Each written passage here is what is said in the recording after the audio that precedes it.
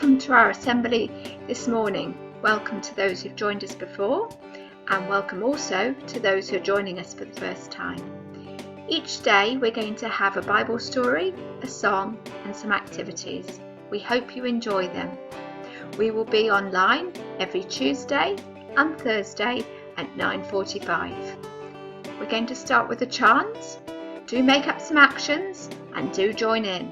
It goes like this. Lock down, think deep, listen up, share wide.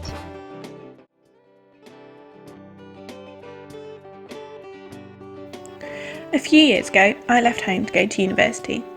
I'd lived in the same house for as long as I could remember, and so it was very strange at first. I had to make new friends and get used to living with different people. Some days it was easy to get caught up in everyday life and forget what I'd left behind. But other days I missed my family and my home very much. I had most of my clothes and other things I owned at my house at university, but some things stayed in my room at home so that I had them whenever I went home for the holidays. When I got married recently, I took everything with me. My old room now looks very empty and strange, but my family is still there, ready for a hug anytime I go to visit.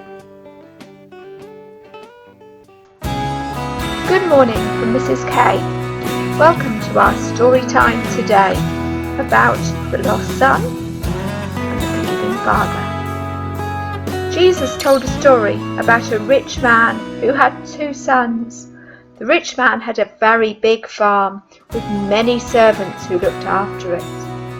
One day, the younger son went to his father and demanded, "Father, I want you to give me my share of my money now." The father was sad, but reluctantly agreed to give his rebellious son his share of his money. The younger son then left home to go to another country. There he wasted all the money on wild living and parties. After he'd spent everything, the new friends he'd made left him. Then there was a famine in the land and he was poor.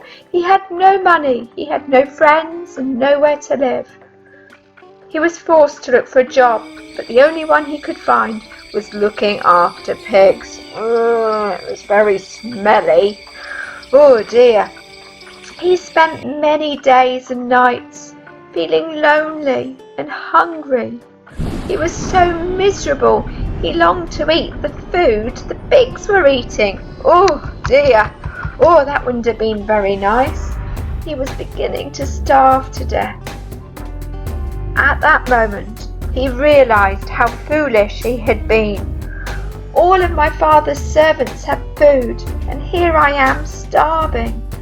I'll go home again and I'll say, "Father, I have sinned against God and against you. I'm not good enough to be your son.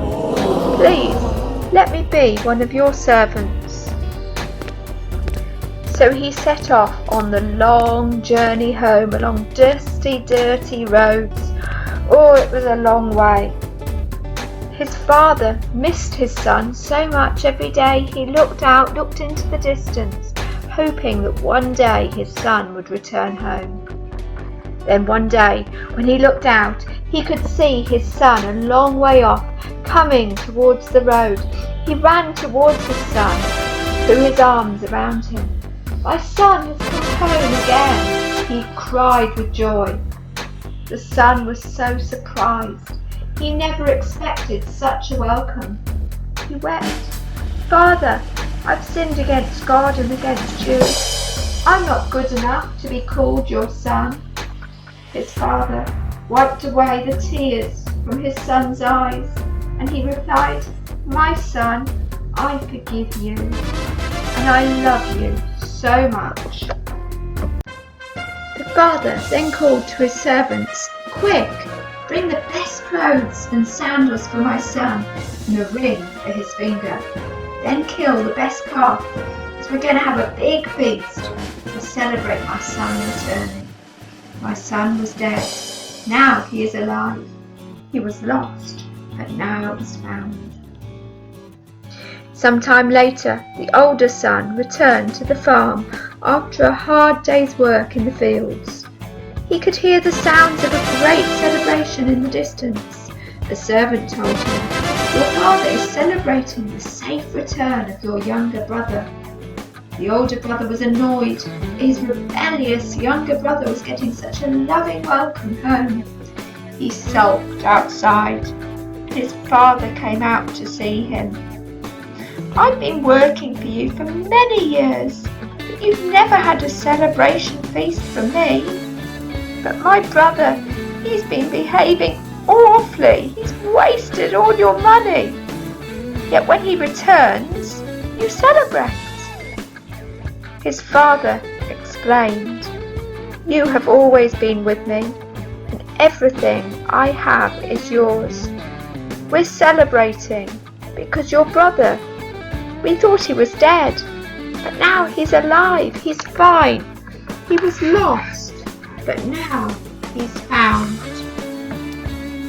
Jesus told us this story to let us know that our Heavenly Father, God, loves us so much. Even when we disobey Him, when we do things wrong, if we're really sorry, we stop being disobedient and we return to Him, He welcomes us with open arms.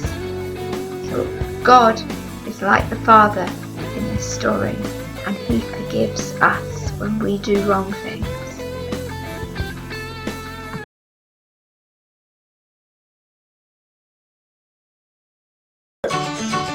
Hey!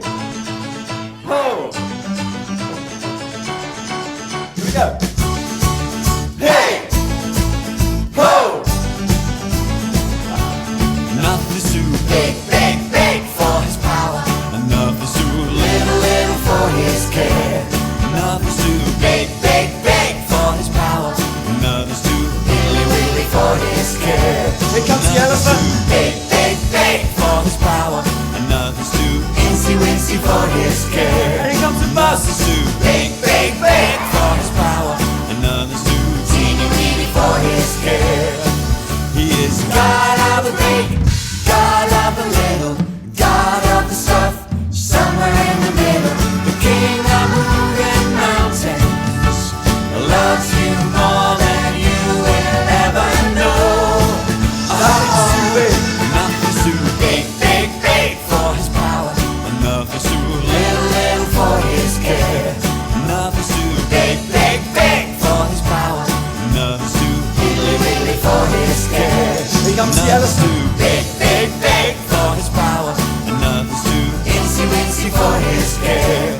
Nothing's too big, big, big for His power. And nothing's too teeny, weeny for His care.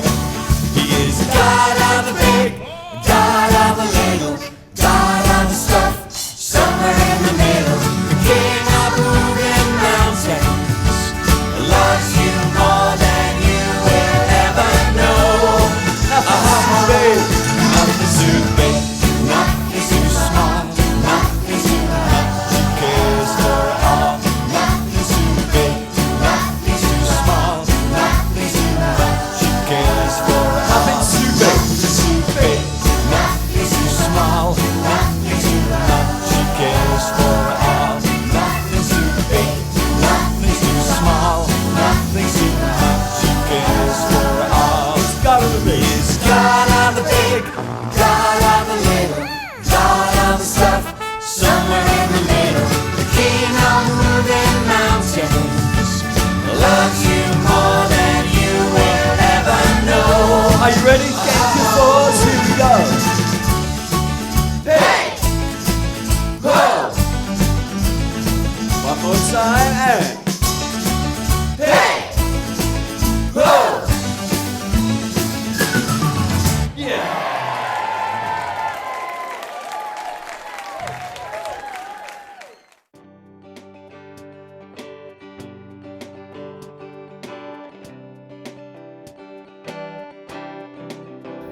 Today's story was all about family.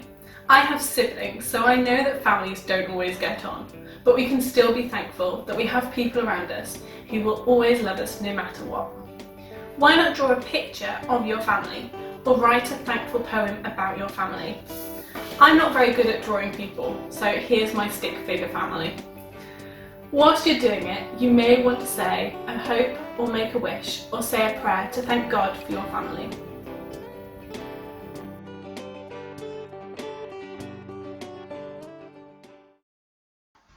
In our story today about the loving father, the father still loved and cared for his son, even though he had gone away and wasted lots of money. He welcomed him back home, he hugged him, and he put on a big party to show him how much he loved him and cared for him. Today, or over the next few days, tell someone in your family that you love them.